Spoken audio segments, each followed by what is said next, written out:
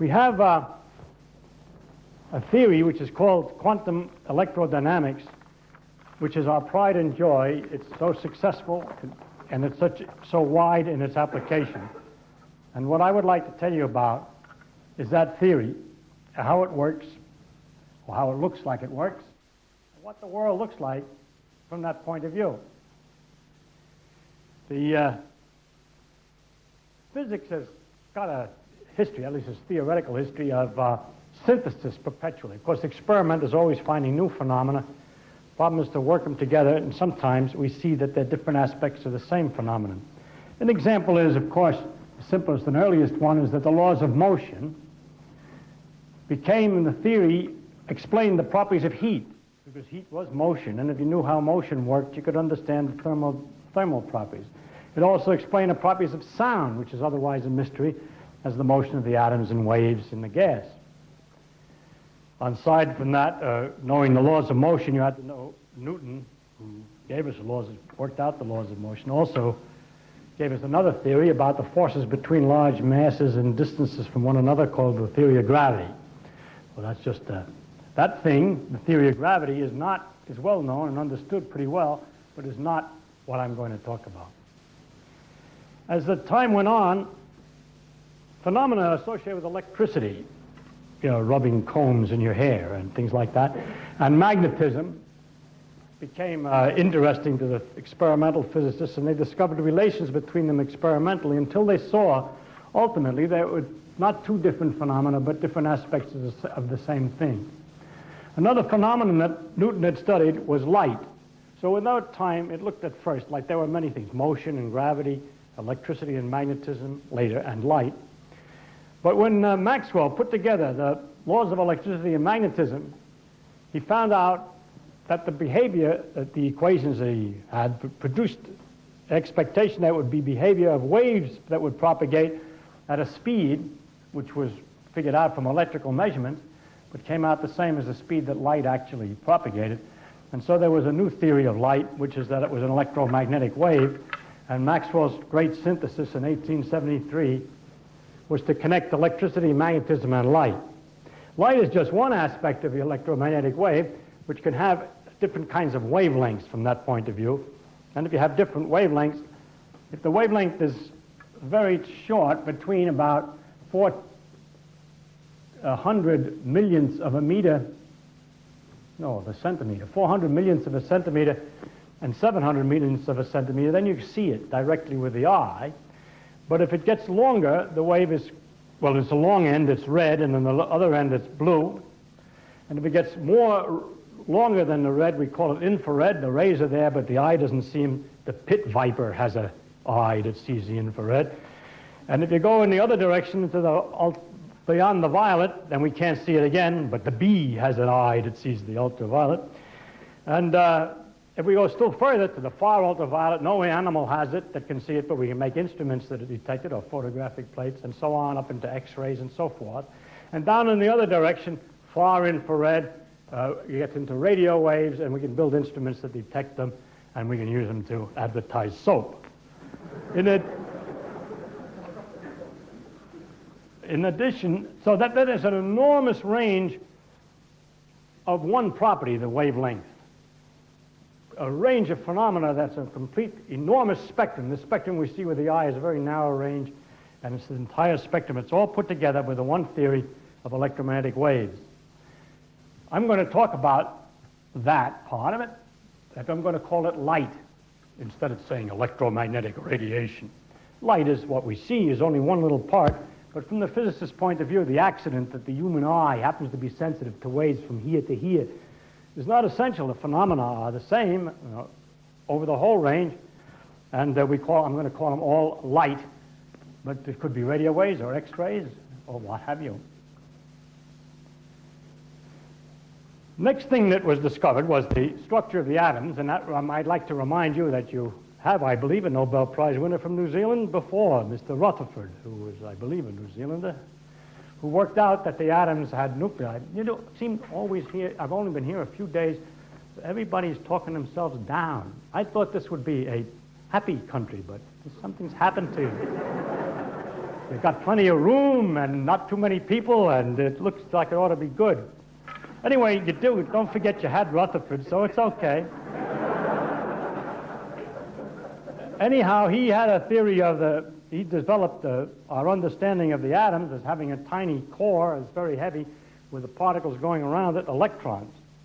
Now, supposing that the electrons went around according to the laws of motion of Newton, some properties of matter could be understood, supposing the atoms were made that way. But most of the time it failed. And it became more and more of a crisis in physics to understand what matter was like, because it looked so obviously right that it had to be electrons going around nuclei, and yet nothing worked when you worked it out. And the discovery was made then in the discovery of quantum mechanics, first in the behavior of light and then in the behavior of matter, and finally culminating in 1926 with the full equations of quantum mechanics, which told us that the laws of motion of Newton were not right and had to be modified to other laws, which are quantum laws of motion. And when this quantum laws of motion were applied to electrons to explain the properties of matter, it was a fantastic success. The properties of the atoms can be all worked out mathematically, in principle at least, and the simple atoms in detail. And therefore, the theory behind chemistry, which atoms combine with which, at what rate, and so forth, is in principle. Theoretical chemistry deeply is physics. It's not a joke. The chemist will admit that's exactly his point of view, that their understanding of the atoms in the deepest level is physics, except that the atoms have so many particles in them, it's very hard to calculate what's going to happen, so he has to use a lot of empirical rules to help him. But as far as we can tell, there's nothing about chemistry that's not understood ultimately as the behavior of electrons following the laws of motion of quantum mechanics. This defines the properties of all substances also, and so that the whole theory of the properties of ordinary substances and the chemical properties and so forth have all been reduced to the motion of electrons. In the meantime, the theory of light and its interaction with matter, which was Maxwell's equations, had to be modified to become a quantum theory also. Oh, I forgot to mention that during this time, somewhat to one side of the way I want to go in these lectures, I'm not going to discuss much about relativity, but the theory of relativity was developed, and that just makes it easier for us to guess laws. It tells us if we know how something varies in space, then we know how it varies in time, or vice versa. That there's a nice relationship between the behavior in space and behavior in time, and that it's all sort of different aspects of the same geometrical thing called space-time. At any rate, Dirac, using the principles of relativity and the new quantum mechanics, found a wonderful theory, as simple as possible thing you could write down for the motion of electrons, Dirac's theory of electrons, and that was the situation about 1927 or 8. But the problem of the interaction of electrons with light, which was the complete quantum theory of electrodynamics, in other words, make Maxwell's equations of light, of electricity and magnetism, and the theory of motion of electrons, all into one grand theory, was accomplished in 1929 in the theory that was called quantum electrodynamics. Trouble with it was nobody could figure anything out, or better, when they did figure it out, they got nutty answers. If you didn't do it too carefully, you got a reasonably good answer for a problem, but if you carried it out very carefully, you would get some silly answer like 0 or infinity, or absolutely absurd results. This strikingly lasted for 20 years while people tried to figure out what the correct theory was. During this time, experimenters were measuring things more and more accurately. The theory of they found a few things with very subtle effects that the theory of interaction of light with electricity should explain. And then they measured them and they found these effects, but they couldn't explain, that is, the theory didn't explain it quantitatively, because when the people made the calculation, they got infinity instead of the right result. As an example, an electron in a magnetic field precesses at a certain rate, and the rate, according to Dirac, was a certain amount. But he didn't take into account the interaction of electricity and light. And when he took it into account, we knew that the answer should be wrong. Let's say that Dirac's answer was right, but when an experiment was made, it came out not to be 1, but to be a little bit more. This number here, the experimenters weren't good enough to tell us exactly. It's somewhere between 5 and 21 here. We write it as 8, plus or minus 3 as the next digit. That means this is not measured accurately.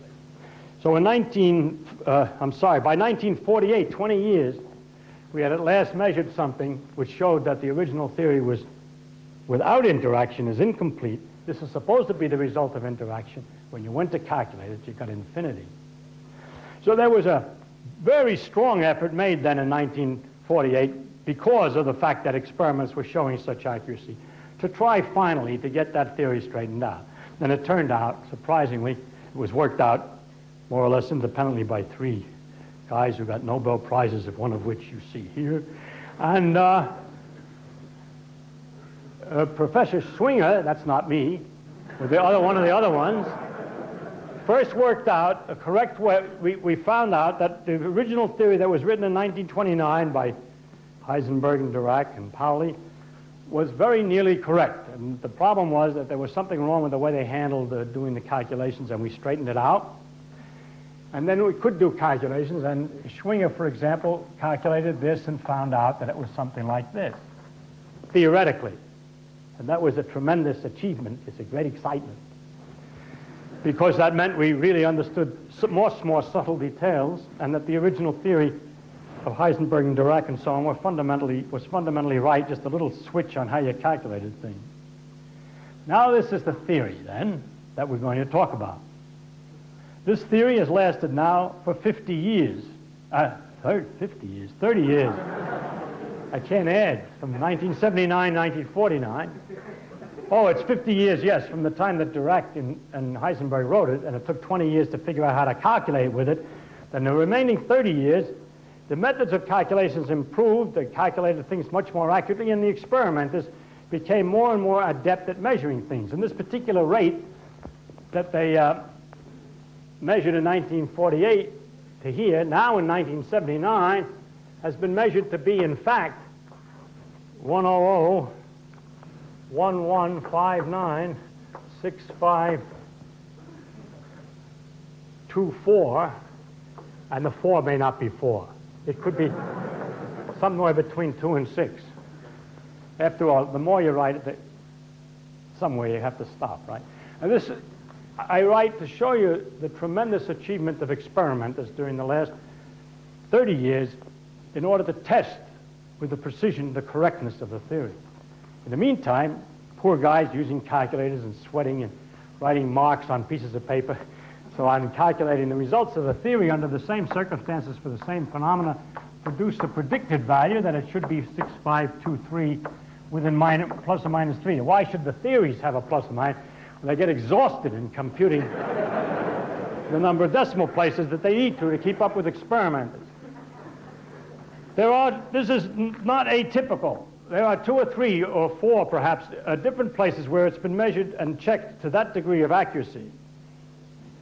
This degree of accuracy, that number of decimal places, corresponds to a precision something like this. If you were measuring the distance of me to the moon, the question would come up, do you mean from my chin or from the top of my head? The difference between whether it's from the chin or the top of my head to the moon is the plus and minus 2 on the end of that number in proportion, all right? That is to intimidate you that the theory is correct in high accuracy. I don't need to produce a large number of other experimental results. They all have this feature. It is remarkable that at this time it is possible to say that there's no experimental discrepancy known between the predictions of the theory anywhere and the results of experiment. That doesn't mean we can compute everything. The rules of the game by which we make the computation, the laws underneath everything that makes nature work, are simple. It doesn't mean we can really figure everything out. To give an example, if you play the game of checkers, I think you call it checkers here, maybe draughts, something. The rules of the game are very simple. The way the pieces move is simple. And if you want to make it even simpler, make the rule no kings, but when you come to the end of the board, you start at the beginning. It doesn't make any difference. The rules are simple. But imagine a checkerboard with 100 million piece squares on each side. Hundreds of millions of these checkers in different positions moving through the board, taking pieces and being taken from the other. Which way are they going to swirl? Which way is the game going to go? That takes a lot of thinking.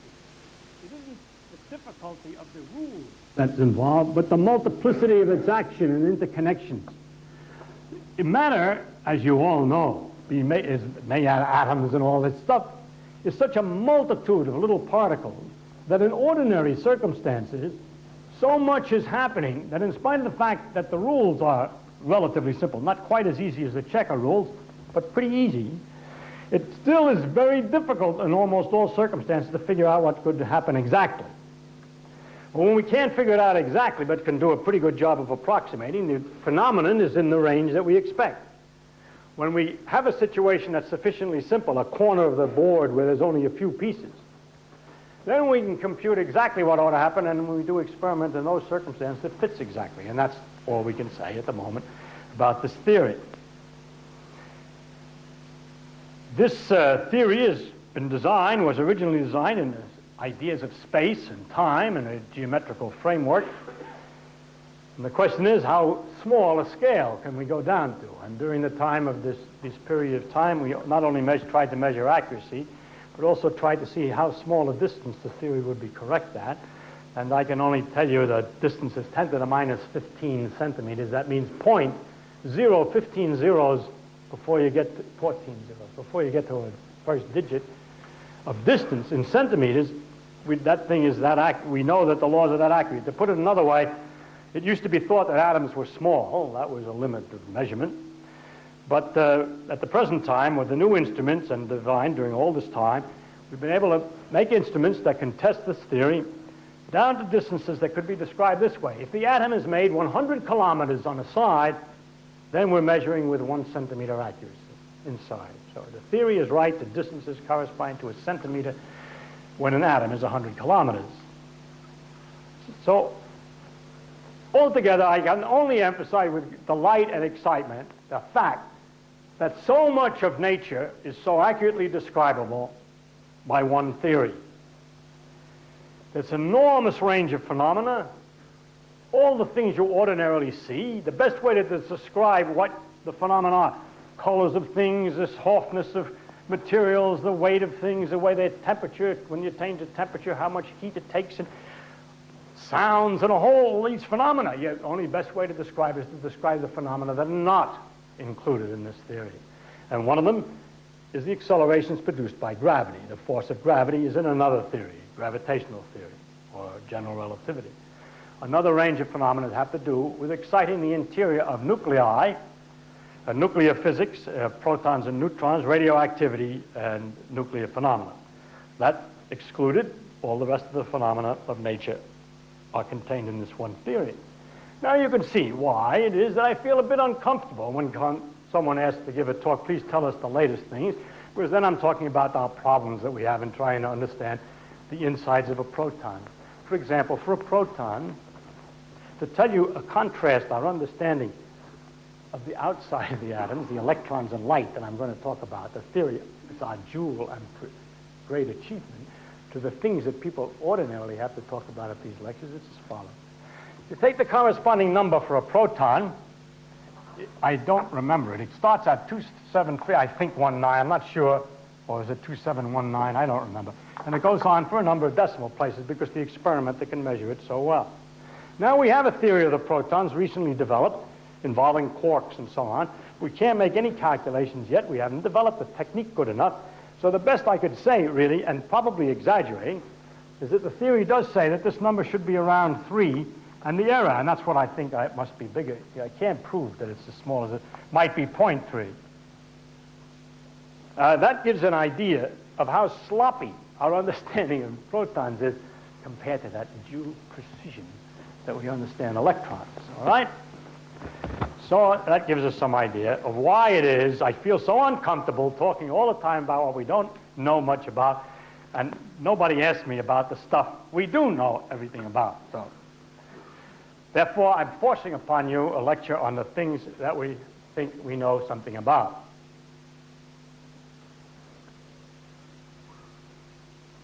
Okay, so that's our job.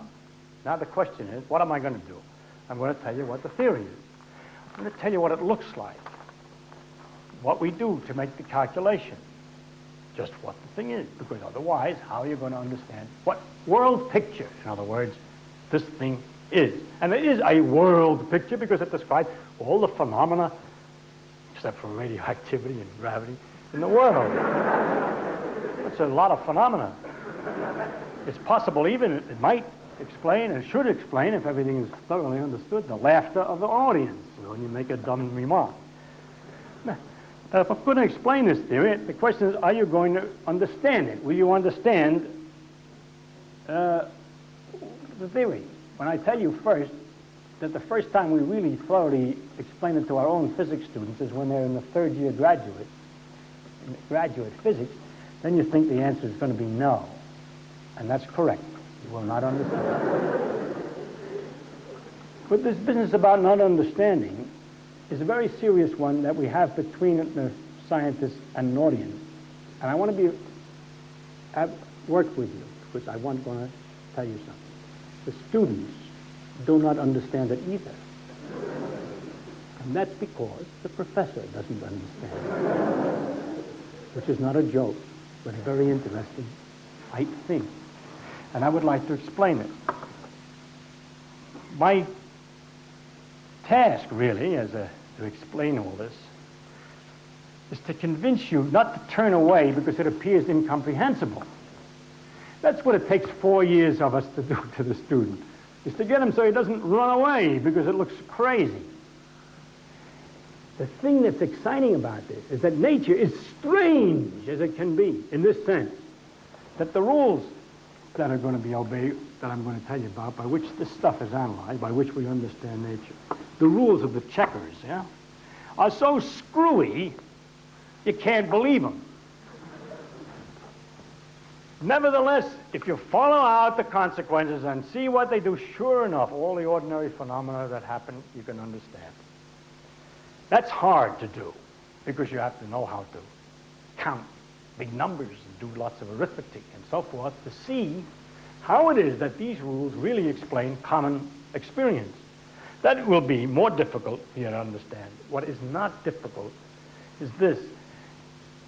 Well, that's difficult enough, yes, because it's so strange, but it's no more difficult for you than for the students, and no less difficult.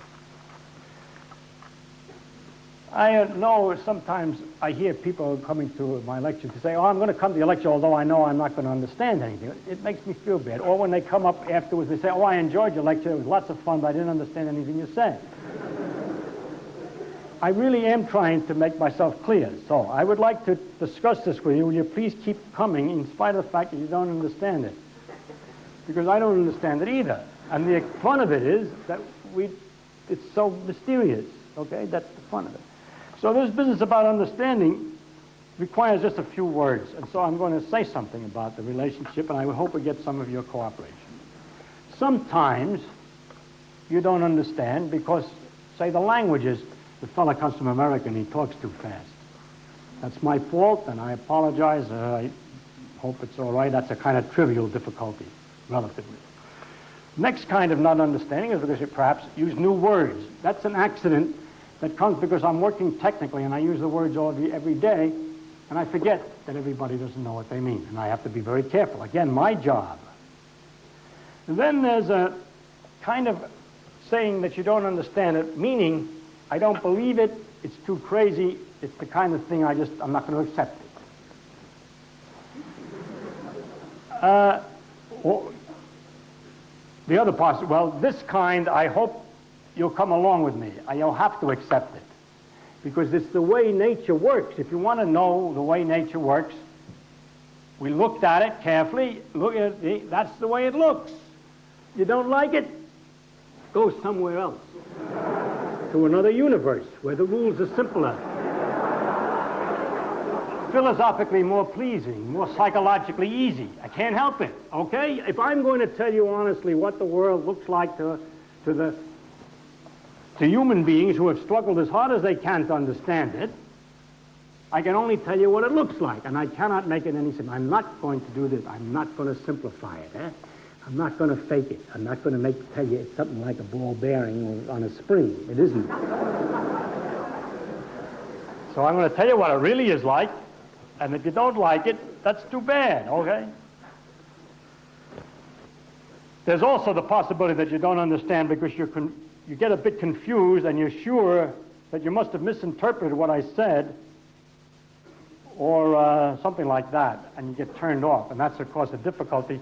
Let me assure you that most of the time you did interpret correctly what I said, because if it does, it's going to be so shocking the way nature actually works that you're not going to believe that either. I faked it. I'm not telling you the full story, that for the students I have another way of explaining it, or something like that. It is not true. I'm going to be honest, okay? So I'm going to ask you to try not to get turned off, and not to be afraid, relax, and enjoy it. Realize that nobody understands it. Well, what the hell were my students learning for 4 years if nobody understands it? I'm going to explain. And I'm going to explain by a kind of an example. I like to take the Mayan Indians. They had a writing system, and we know some of the things they wrote were astronomical things. And they had a scheme for predicting many things in the sky, eclipses and so on. And let's take the example of when Venus, which was important to them because it represented evil of some sort, was a morning star and when it was an evening star. So they could predict ahead of time whether this bad influence was going to be in the morning or in the evening. And so they discovered that if they waited, that this cycle of morning, evening, morning, evening, morning, evening, 5 of those occupied just exactly the same time as 8 times a certain period that was important to them, 365 days. It's not exactly a year, and they knew the difference, but they still counted in 365-day intervals, which they called a tune. So they said that 5 of these cycles is 8 tunes. Then they discovered, of course, very quickly that if they did this 5-cycle bit for 8 tunes 10 times, they were off by about 6 days. And so they had a rule for shifting, making corrections as they went along, and thus had a very good way to predict when Venus was coming up. Okay? Now let's look at this thing from a point of view. Suppose that the professors, the priests in those days, who wrote this stuff and taught their students these rules, were giving a lecture to try to explain what they did in order to make these wonderful predictions about Venus. Then, if the fellow was any good at exposition and really knew what he was doing, he would say, what we're doing is we're counting the days, just like you're putting nuts in a pot. And we keep on counting 365 nuts, and then another 365, and another 365, and another 365. The guy says, what a lot of work. And we get all finished, we say, that's 5 of these periods. Now they understood what he said. That's easy. They did not know a quick and tricky way to add 365 times 8. I'm sorry, I said 5 times, I meant 8 times.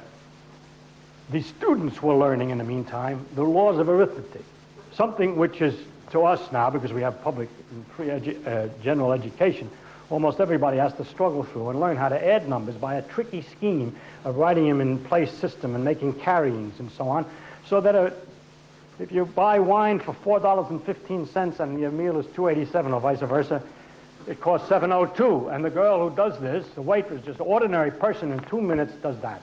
How did she do it? What is she doing when she's adding $4.15 to $2.87? She's doing this, counting out 415 pennies, then counting out 287 more pennies and telling you how many pennies you would have got if you counted them all from the beginning to the end. But it's highly educated and very trained to be able to do that with those large numbers quickly.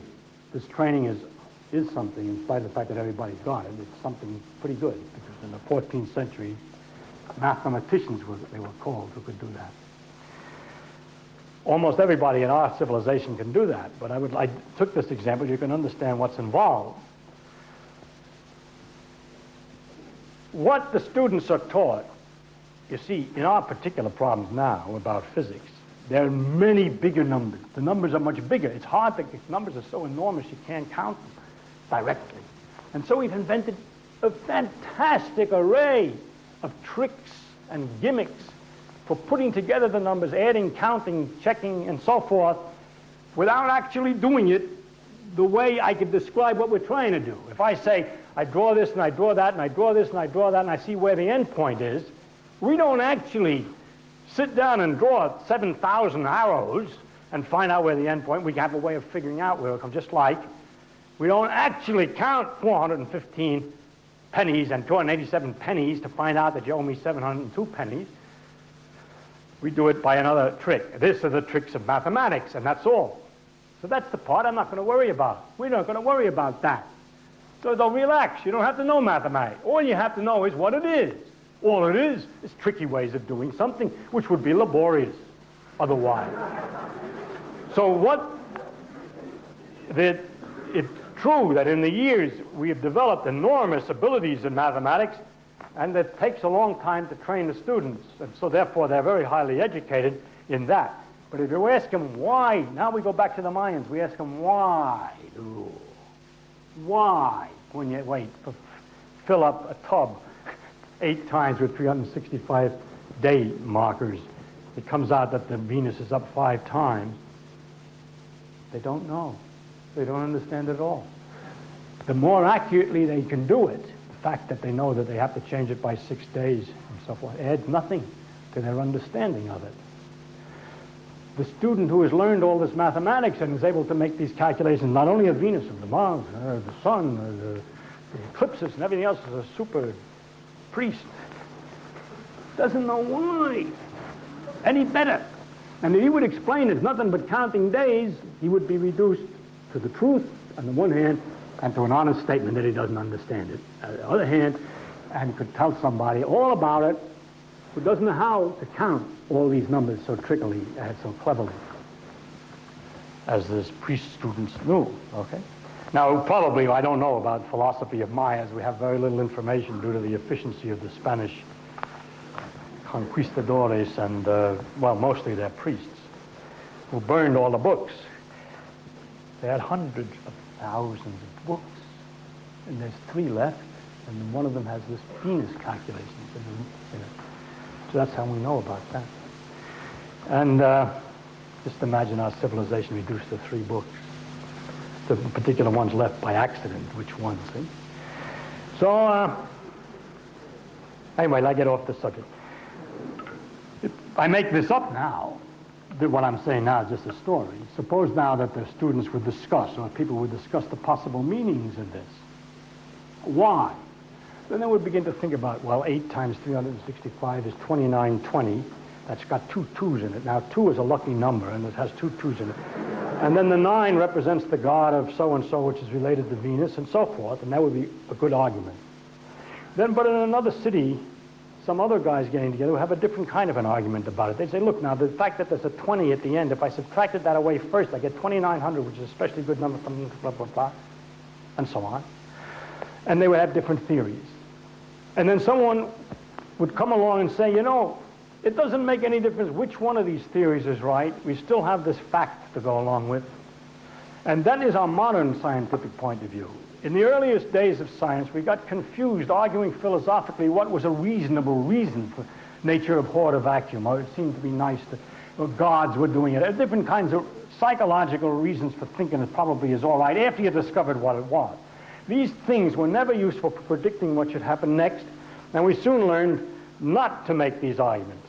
It's useless. It doesn't add anything, and so we're not going to make my imaginary Mayan arguments about the various gods that make the numbers. And so I'm left, if I'm a modern scientist, with a description of the situation. All right? Now I prepared the audience. Used up all my time to prepare the audience. Doesn't make any difference. I will continue anyway, in spite of the fact I used up all the time, to describe the theory.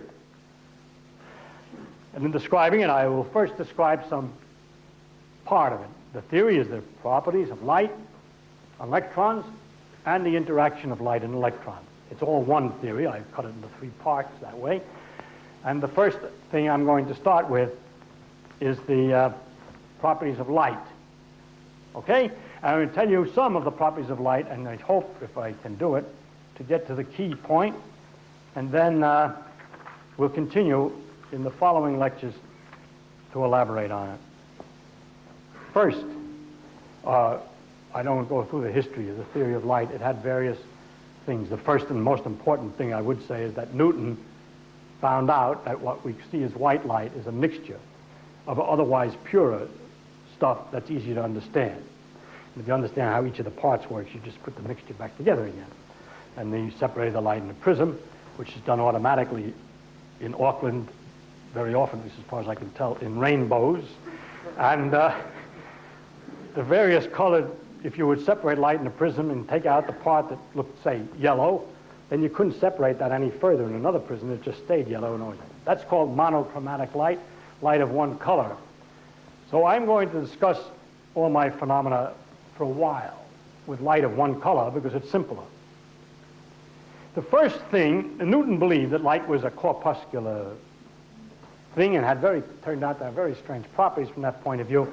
And it was then explained that many of these strange properties was because, in fact, it was a wave, which was wrong. It turned out he was right. It was a particle. It is corpuscular.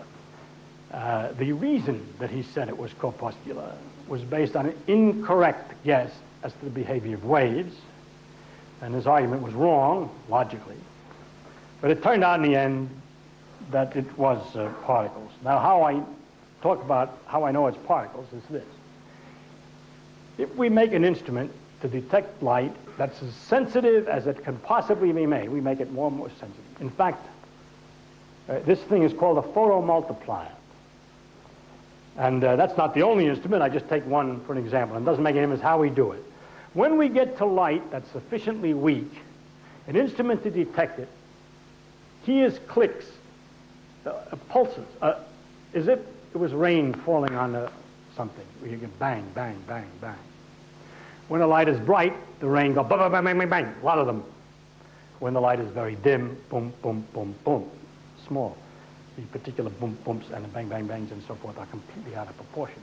The actual rate is enormous, okay, and a little bit less when there's less light. It's very difficult to get it to a boom, boom, boom. It could so dark in here you wouldn't know what. But this device, to show you an example of how it works, just so you understand, what happens when we detect the weakest possible light is it works like this. There's a metal plate here made with cesium or something. When light shines on it, it knocks an electron out. Then you have another plate here with a voltage that attracts the electron, so the electron, so to speak, falls. It's attracted and speeds up and hits this plate. When it hits this plate, got about 100 volts of energy, it splatters. Other electrons get knocked out of the 2 or 3, 5 perhaps on the average. Now those are attracted to another plate. And they all go sailing down here with another 100 volts, 5 of them this time, and each one of those knocks out on the average 5 or 6 other electrons. Now I got 25, yeah. And that's attracted to another plate, and that hits those, and so on, and you have maybe 10 or a dozen plates. By the time you get out the other end, you got such a chunk of charge and electrons, so many of them, you multiply 5 times 5 times 5 times 5, you'll be a long time counting pins to discover how much that is. You get such a tremendous pulse that you can, the number of electrons high enough, it can go directly through circuits and so forth and turn on and off switches and do all kinds of things, make voltages to pin, make noises, do all these things. It's amplified. Now what happens when we have a device like this and we put it in the dark is it goes click, click, click, click, click, click. Every once in a while, a light particle comes in, a photon. This is a particle in every sense. The experiments have all the right properties as follows. That if you have a very weak light, and you have 1 or 2, there's one of them every once in a while, if you put 2 cells out, and there's just a few of them coming, then it goes on one or the other. They don't go off together. They go off together, you got too many coming and you can't resolve it. But if it's very weak, the particle is either here or there. And it comes in particles. I don't know how much I can emphasize this, especially to young students who have learned its waves. It is particles in every way whenever you can detect it. It's unfortunate for us that we can see the light. I mean, it's unfortunate for us. No, not quite, not quite. That if we were 10 times more sensitive to light, then in the dark, we would see that what we're seeing is little flashes, little tiny dips, dots of light. The nerve would go off, just like this photomultiplier, in spots. But the human eye is not quite that sensitive and takes 5 or 6 of these particles, photons, 5 or 6 photons to make one nerve fiber go off. So it isn't. So we cannot detect with the eye light quite low enough to notice the fact that it comes in the form of raindrops. All right? Got that? They're particles, right? And you can detect them with an instrument. You can count them, so and so many per second. Bright light, more per second. Dim light, less per second. Okay? Now we start to describe the properties of light a little further. Next property I want to talk about is reflection from a glass surface or a water surface. I believe everybody knows that you can see the sun or the moon, let's say, in the sea as it settles, of course. Reflections are a happy thing in art pictures. There's moonlight reflected from the water. You have a window. When you look through a window, there must be millions of examples. Right back there's one. You look at a window, you can see through it, but also some reflection. Now already there's a problem, because the light that's reflected is not as intense as the light that's shining. Some of the light goes through the window, say, or through the water down in. Only some of the light comes back. If the light is headed for water, for example, straight down, only about 2% reflects. What does that mean, only 2% reflect? That means that if we had a photon counter here, let's say, draw the experiment so you know what I'm talking about. It's hard to make a water surface that's vertical. Yes, so we'll make the water surface horizontal. And light's coming down, and some of it's reflected, and we put a counter here to see one of those photomultiplier things, and we count the count. And we know how much we should have got, and we find what. How can it be partly reflected? When, I forgot to say when I was talking about the particles, when you have light of a definite color, the energy that the first one knocks out is always the same. Each particle is the same strength. There's not half particles. It's a full photon. What you get is full photons. But you only, if the light is dimmer, what does that mean? There are fewer of them, right? Simple. So, of 100 that come down here, perhaps 4 out this way and 96 go through. What determines which 4? How does it, which one that's coming down of the 100 knows what to come back up? All right? So the situation is that the phenomena is probabilistic. It takes odds. It comes down here and has a 4% chance. 1 out of 25 trials. Huh? I think you know what odds are. If you have, for instance, a die, and you want to get a 1 and you roll it, well, it doesn't come out so often, but it comes out sometimes, 1 out of 6. And what that means, if you roll die 100 times, let's make it 600 times, a little easier. If you roll a die 600 times, you might get 105 ones, or maybe 92 ones, or something like that, right? You get about 100. And if the numbers were bigger, the accuracy in percentage is bigger, not accurate. So if you have 6 billion, no, not 6, because I got 125, 25 billion of these coming down, about 1 billion will come off. Okay? Now, let's see if the next feature is, how can it be probabilistic? Suppose that I had a light so weak that I had only 1 photon coming every few minutes. Will this counter go off, or will the one down here go off? 1 out of 25 times this one goes off. Which time? What determines that? Possible theories. Nothing. Pure chance. The world is made of chance. That would mean that the physicists can't predict the future. It would mean that if you set up an experiment with exact conditions, you cannot predict what happens in the future, because you can't predict whether it's going to go up or going to go down. You just got 4% odds. Your whole beautiful structure of science is reduced to computing odds. Nature, instead of being definite, does everything by chance. Not so good. Other possibilities, there are little spots on here. And the photon has to hit a spot on the surface. Newton had several things. You'll find out later when I give you more phenomena, how these various explanations, which way it's going to go, and why the spot one doesn't work. But I'll give an argument that Newton made about that. He said it can't be that, because, he said, you can polish glass. It's wonderful. I love to read these old guys. You know, they knew you could polish glass, but they had the intelligence to deduce from the fact that you can polish glass that there's no spots on it. Like, why? What's polishing? See, he carved his own lenses. He ground his own lenses, so he knew what it was doing. He takes a coarse-grained, sand-like stuff, what do they call it, the polishing powder, the grinding powder, and that shapes it. But it cuts fairly obvious grooves. And you take a finer one with finer particles, and you cut the grooves of finer, and you make the grooves finer and finer and finer. And after they're fine enough, suddenly it's smooth, and the light comes right through. When it's coarse, it's bounced around. And so he concluded that light cannot see the grooves, that when I polish it, it's not that it's smooth, it's still bumpy, but on a small scale, whereas when I have the big grains, it's on a big scale. It can't be any different. When I polish with the small grains, it's just a small scale of regularity. But somehow light doesn't see anything on a small scale. Correct. All experiments have shown that this is absolutely not the right explanation. If it was, there'd be all kinds of ways of testing that. I told you we can measure down to 10 to the minus 15 centimeters and so forth, and that what would happen would be you'd be able to find some area to focus very carefully the light so that the reflection coefficient would be higher than 1 in 25 because you happen to be near a place where there was a spot. Can't do it. No matter what you do, it's 1 in 25. Other possibility, the light that's coming down here, the photons are doing, like footballs. And they spin.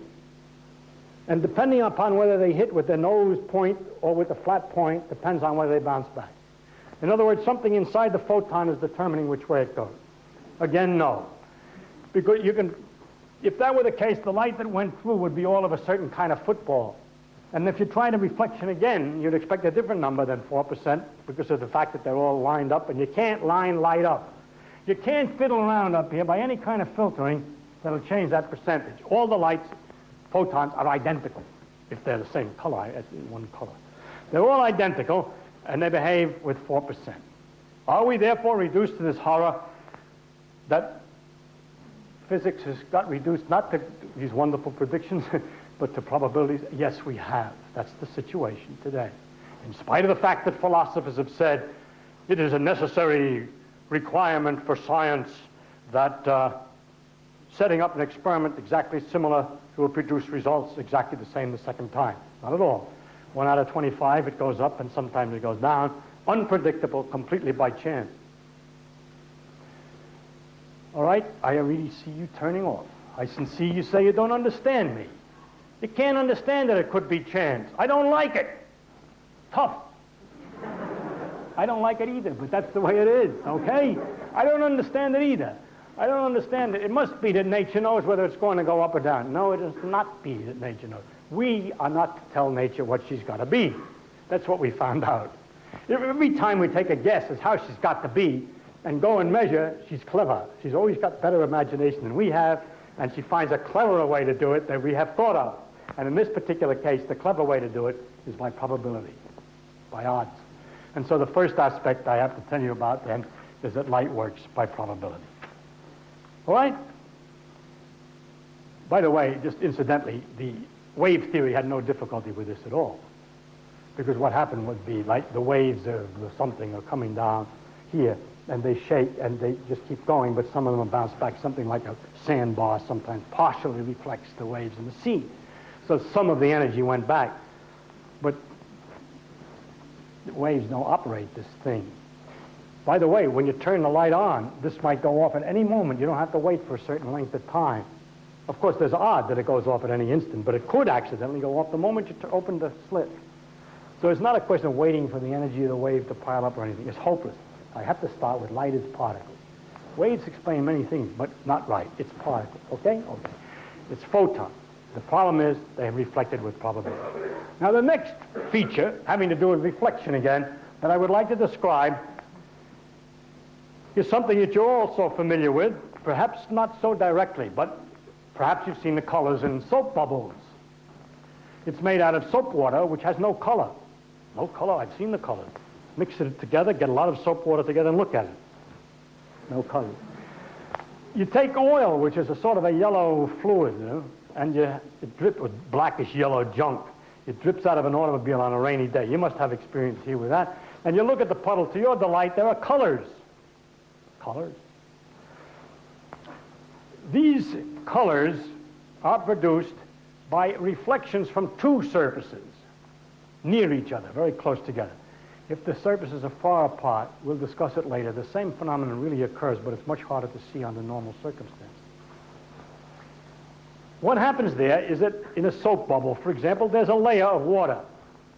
And so we have two surfaces at some distance from one another, so.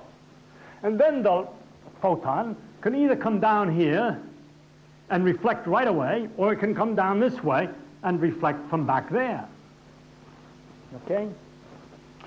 Now, as it turns out, it's about the same percent. If it's just water between air and air, it's about the same 1 in 25 both times. What's the colors? If I'm going to do it with monochromatic light, that light of one color, what can you see in colors? What you see on an oil film, on a mud puddle, or in a soap bubble, when you use light of exactly one color, is not colors, but bands, bright and dark bands. Places where the light is reflected very well, and places where it's not reflected at all across the bubble. Now, the position of those bands, if you first looked at a bubble with red light, you see bands, black and red bands all over. If you look at it with blue light, you also see blue and black bands. But the pattern is not the same. They're displaced from where the red ones were. And so when you have both red and blue, you get purple and red and black and purple and so on. Now, if you add to that yellow with its pattern and so forth, you get all these colors from mixing, okay? So we're going to simplify experimentally, as Newton did, and look at these, this reflection. What Newton, most of his experiments, he did this clever way. He had a beautiful curved piece of glass, which was a lens, and a flat piece, and put them next to each other. And then this was only a very slight curvature. And so he had this gap between the two. And when he shone light this way and looked at reflected light, which, depending on where you looked, see, this is a cross-section of the lens, which is more completely like that. There is some reflection in here, which is irrelevant at the moment. There's another glass plate down here. When he looked in different places, the light came down all over, and he looked in different places. He was looking at cases that corresponded to reflection with one gap or another gap between the sides. And when he looked at this with monochromatic light, looked down on it, since it was a spherical lens, he saw in what I call bands in the soap bubble, but more organized, he saw rings, called Newton's rings, with a black area starting and then red, if it was red light he was using, and black, red, and so forth. These looked like they were coming closer and closer together, but he was a clever man and understood immediately what it meant.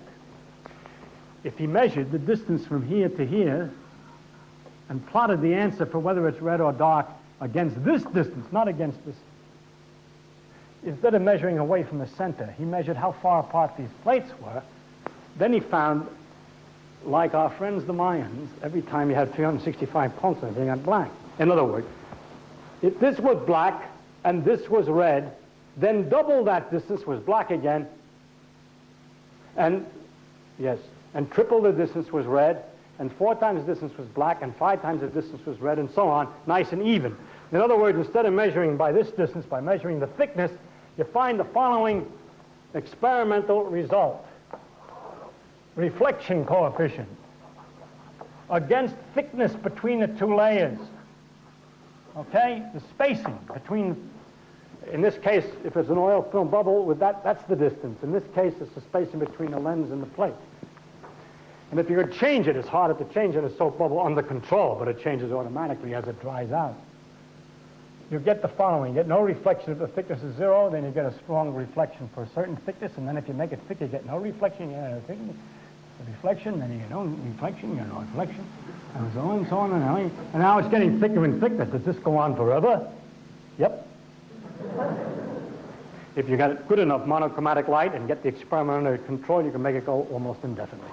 You can make this work for distances of 1 meter or more.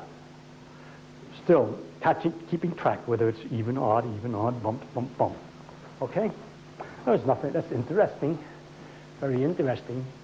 But you know, that's damning. Why? Because what theory were you figuring for the reflection from that? That made the reflection be 4%. The odds, 4%, whatever. You put another layer down here at the right thickness, expecting to get 8%, and you get nothing. How does a layer down here turn off the reflection from the layer up here. Or, if you figure that out, and you make the layer just a little thicker, it doesn't turn it off, but in fact the reflection is more than twice.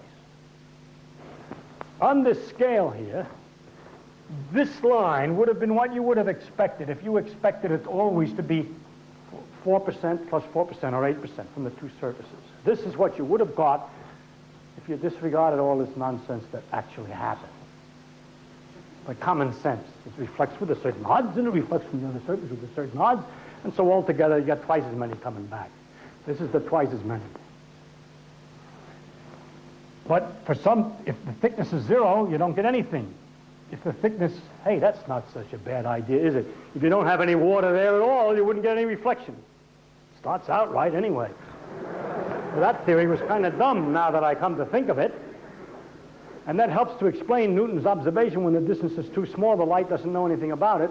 If the thickness is sufficiently small, it doesn't reflect. It does exactly the same as if there's nothing there. But the horror of it is, it's all right that it increases as the thickness goes up, but it overshoots, you see. And then it comes back to 0 again when the thickness is just right. It's very difficult to invent a probability thing. If I had these spots on this surface, it's very hard to see how you're going to have spots on this surface, which turns the spots on that surface off when they're the right distance away. And so Newton went a little bit nutty. And he talked about fits of reflection and transmission and so forth. And I would like to now just finish this by telling you what is the answer. Now here's the answer. This is the way we figure this out. It goes as follows. What we're going to calculate is a probability. The probability, if a particular question, and then a probability that this counter goes off. The probability that if I had one photon coming down, it'll come back to this counter. The probability, which is measured by this curve. And here's the way that the rule is for finding the probability. Now listen, hold your seats now, hold on. Don't be afraid, just go along, all right? Never mind that don't like it, huh? Just hold on. It works like this. What you do is you take a piece of paper. A piece of paper has nothing to do with the original thing. The piece of paper is only to make marks on. It's got nothing to do with the light. All right? And I have your following rules. That you make an arrow to represent, well, for each reflection, you make an arrow. This arrow, for example, is for the reflection from the front surface, and this arrow might be the reflection from the back surface. And I'll tell you in a minute how to make those arrows. And then what you do is you tie the arrows together this way. You make one and then the other. All right? That means you make this arrow, and then you put the tail of the other one on the head of that one. There's the first arrow is a reflecting arrow from the first surface. And this is the second arrow is the reflecting arrow for the second surface. And you put these two arrows together by this rule. And then look at how far off you've come to the end, yes? Yes? You count the pins in the hole. You count the number of beans you put in the barrel. I mean, you make these pictures. And then you ask, how big is this circle? An area. That area represents the probability that you get the thing back.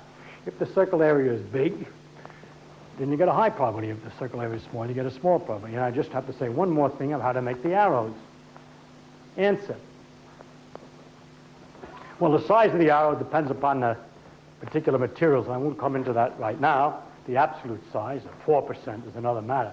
What you do is you make an arrow, and depending upon the time it takes for the light to get from the source where it started to the place where you want to count it, you turn that arrow like a clock, depending on how much time. So if it takes a long time, you see, you start out at the source. There's the arrow for the source, but that's not the arrow you're going to draw. This is just a thinking arrow.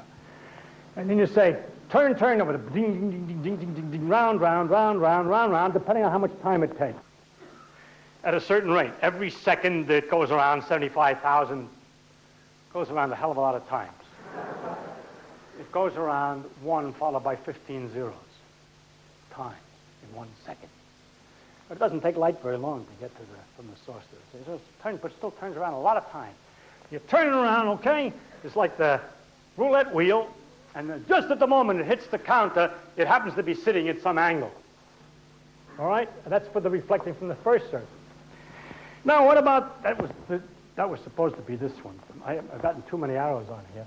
What happened is you take the first surface reflection, turn it through this angle depending upon the time, and it ends up here. You say, that's not a very big angle. You said it was a big angle. It is a big angle. You know, if you keep on turning, it can look like a small angle when you're done, but you had to turn around and around and around and around and around, right? You know what I mean. It goes around like a clock hand after 25 years. It's still saying 2. It can start at 2 and end up at 2:15. Yes, 25 years it went around. So here it is, having been turned around a lot of times. Okay, this is from the first surface, I should say. That's the arrow for the first surface. Now the arrow for the second surface, rule. Same as the arrow for the first surface, but in the other direction. It's just an accident. It happens to be the opposite direction it starts because, well, not because. The rule will turn out later. When you go from air to glass, it's one way. From going glass to air, you change it around. Anyway, you start this way for the second surface, and you turn this one. No, which way did I turn? Yes. For the time. And when you get finished with this roulette wheel on the second one, it comes out so. And then you add them together the way I said. You tie one on the other end and make the circle. And that's the laws of light. And that'll tell you whether it reflects or it doesn't reflect. And what difference does it make? Why do I get these ups and downs? Well, sure, if you move this, kept that the same and moved that, what is that going to do to my exercise over here? Answer. The first arrow, the time doesn't depend upon where the other surface is, so it does exactly as I did before. I'm doing the same experiment with the bottom surface a little further along, okay? Top the same place. Now the second one, however, when I went to turn it, it's a little bit further. It takes a little longer to get there, and therefore it's turned to a new position. So this second time, the picture would look, if the thing was thicker, the picture might look like this. Instead of being here, since it had to turn further, perhaps it's turned to here the second time. And then when I add these two things together and tie one on the end of the other, and I'll just do that again here, you see that this line is now a long line, whereas before it was a relatively short line. This, remember, was the answer line. The answer line is a longer line, and the area here is much bigger of this circle, and the probability is larger. And this upping and downing, zing, zing, zing, zing, zing, and the answer comes out exactly predictable just by this little game. All right? Now that's a shock, huh? You say, yeah, he's going to explain why it's like that. That's exactly what I'm not going to explain. I don't understand it. That's the way it works. What I'm going to do in the next lectures is to tell you sort of the generalization of this. This is a special example for reflection. I'm going to tell you how the rules go about turning arrows. It's in fact somewhat simpler than this example. It's not bad at all. It's easy. It's not hard, but much more generally. And what I've done is this is a prototype of the general result.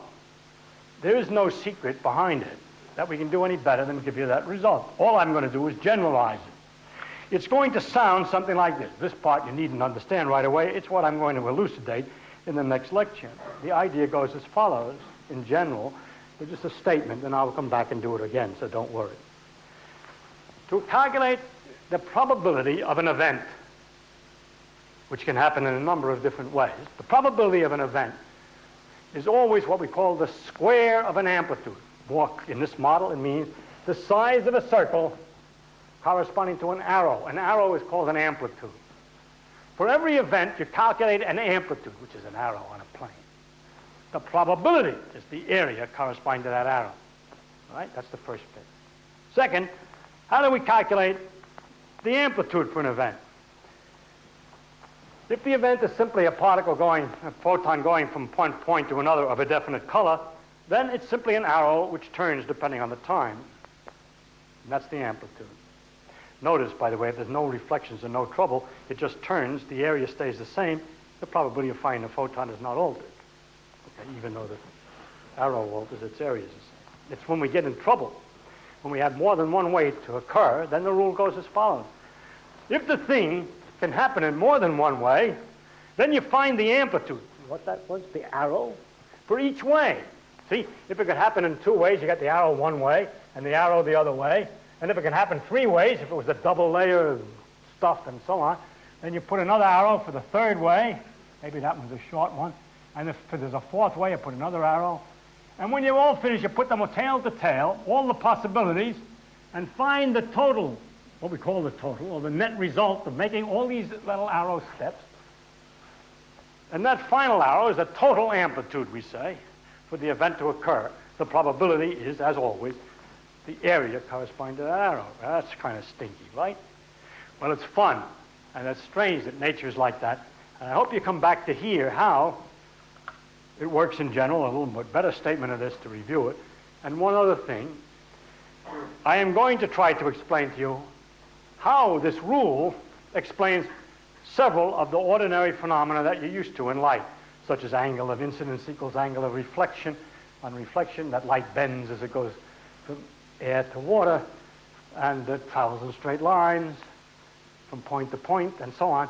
It's all hidden in that one rule. And how that one rule carries all this information is part of the next lecture, as well as I would tell you right away one more thing, that this rule, that to figure out what happens in nature, you have to calculate an amplitude, is not just for light. It doesn't make any difference what happens. An electron does something. A nucleus explodes. It doesn't make any difference. How do you find it? You can only calculate the probability it's going to happen. And how do you do that? You can guess. You calculate an amplitude. That's a lousy little arrow. And the probability is the square of the amplitude, we call it. That's really, we should call it in our case, the circle of the amplitude. The circle that represents the amplitude measures the probability. And that's true not just of light, but of the whole structure of nature as far as we can tell. And although quantum electrodynamics is only about electrons and light, we discovered that part of the rule, at least, is valid also for nuclei, nuclear particles, quarks, and everything else. The thing that is special about electrodynamics is our complete knowledge of exactly what the rules are for drawing the arrows. But the fact that you have to draw arrows and end up calculating probabilities like that, which is such a shocking and horrible form for nature, is something that I will talk about next time in further detail. Thank you very much. These rotating arrows are all very well, but is there another model? The question is there another model? Naturally, we struggle to find it. I'll tell you the answer of what's going to be in the fourth lecture.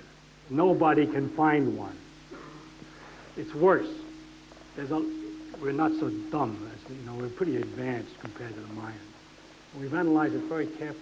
We almost prove it's impossible to find one over a wide class of ordinary possibilities. If it's going to be any kind of a model, it's going to be at least as weird as this thing. The reason is that the answers from this are so simple. That is, it looks a little complicated, you're not used to it. But mathematically, those forms and those curves are mathematically so simple, and the rules are so simple, it's hard to make any mechanism at all that can reproduce such simplicity. The Mayan thing was really fairly complicated. The numbers were peculiar. There's no explanation of them. This analogy, our numbers are not peculiar. Those, they have an explanation for. It's a different situation. One more thing about gravity, I would just remind you, we don't really have a good model because what comes to why is it that there's a force inversely as the square of the distance? And what do you mean inversely as the square of the distance? That's mathematical. And Newton was the one who taught us that we can make progress if you stop arguing about that. He said, I make no hypotheses. I don't explain the gravity law. I tell you what the law is. That tells you how the things look, and you can predict where the stars are going to be, and that's the pattern. But I don't, at the moment, know. But he left open the question, just like you asked. Maybe tomorrow somebody will figure it out.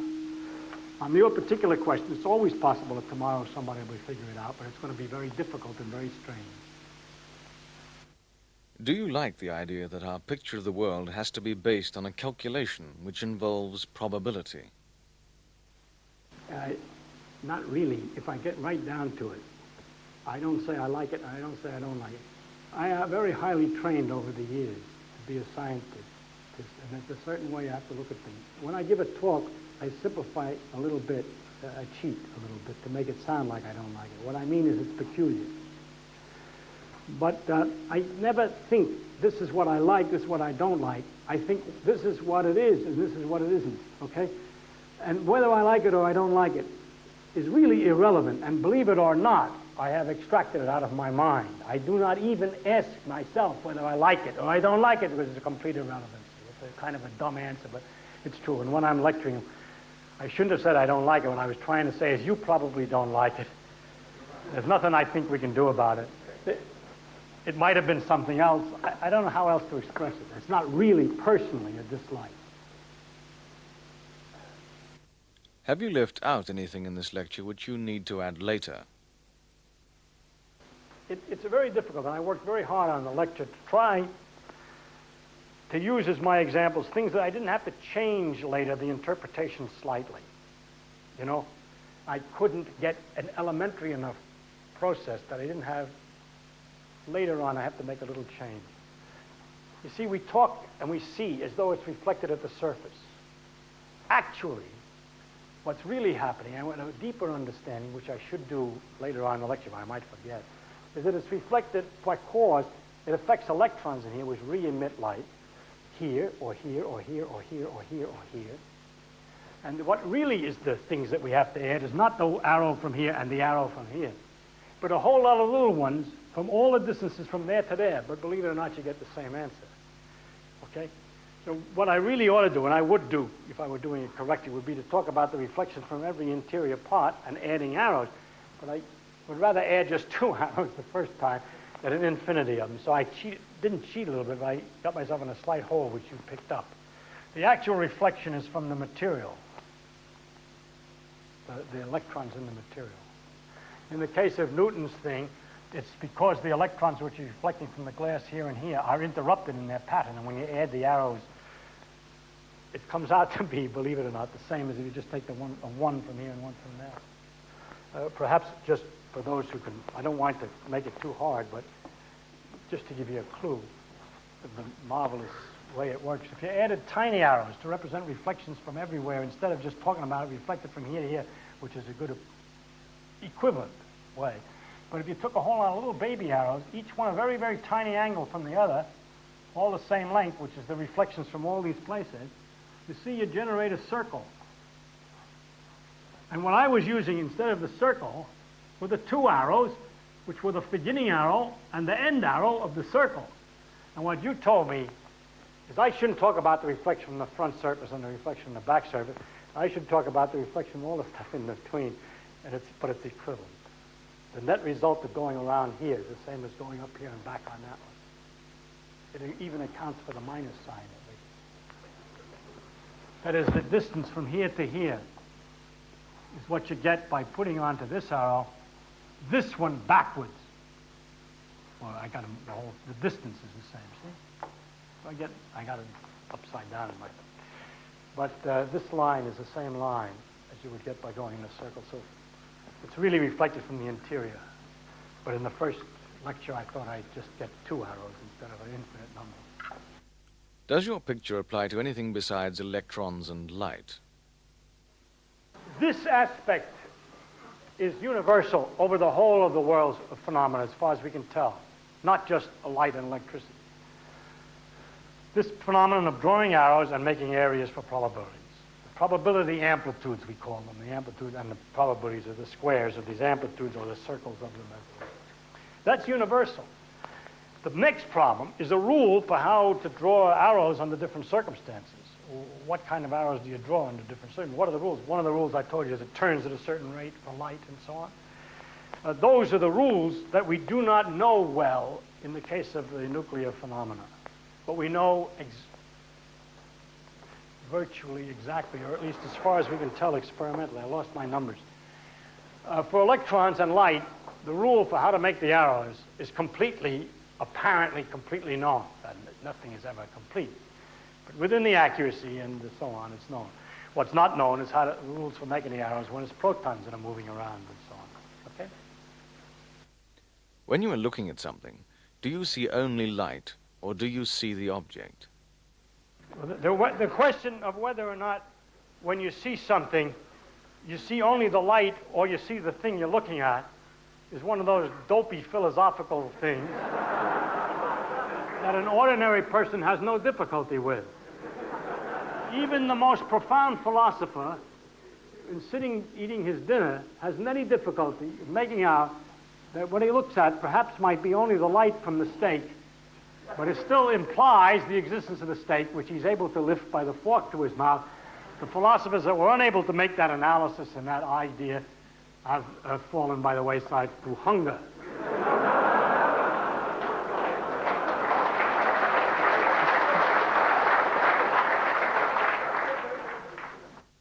Can you tell us whether in the future your theory will be found to be wrong, or is it complete? No, of course not. How can we know what the final thing is? I tell you only what we know today. Can I tell you more? Do you want me to tell you more? Would you like me to tell you what we know tomorrow? I'm sorry. I have the Nobel Prize from the past, not from the future. I do not know the future. And I answer in a similar way to your likes and dislikes. If you ask me what I think will happen in the future, I'll tell you I do not think. I do my best to understand what supposed to understand what we know so far. I do not know what you're going to discover next, okay? I can't. I know only as you're talking about the edge of the discovery business. And it's impossible to say what's beyond the edge. So I can't answer you, all right? Except to say that the history of physics has been that the things that looked like they were nicely set aside it turned out to be erroneous upon further discovery. And since society continues to be vigorous enough in its endeavors to investigate nature, it's almost sure, from a social point of view, not from a theory of physics, that new things will be found out which will not fit in, and we have no way to tell whether some young man, perhaps from New Zealand or somewhere, will find another way or more about this stuff, so it'll have a different picture in the future. Obviously, I can't say. I tell you what it looks like today. You call it my theory. It's not my theory. It's the theory everybody uses.